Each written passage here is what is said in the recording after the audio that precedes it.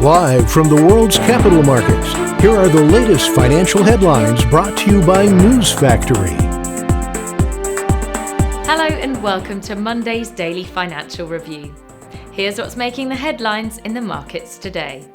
The dollar-yen pair traded sideways in the last session. The ultimate oscillator is giving a positive signal. The Bitcoin-dollar pair fell 0.5% in the last session. According to the stochastic indicator, we are in an overbought market. The gold-dollar pair plummeted 1.5% in the last session.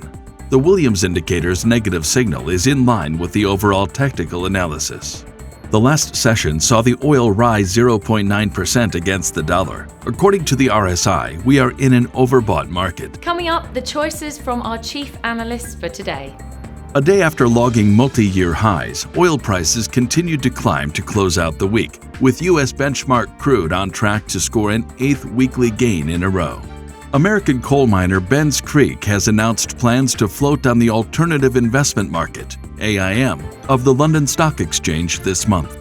Finance Minister Shunichi Suzuki says currency stability is very important, and Japan's government will scrutinize the economic impact from the yen's recent decline. Those were today's major economic events. And now, moving on to world financial headlines. The U.S. monthly budget statement will be released at 1800 GMT. The U.S. industrial production at 1315 GMT. The U.S. capacity utilization at 1315 GMT. The U.S. NAHB Housing Market Index will be released at 1400 GMT. Canada's housing starts at 1215 GMT. China's gross domestic product at 0200 GMT. We hope that you've enjoyed Monday's financial review. On behalf of all of us here, we wish you a productive trading day.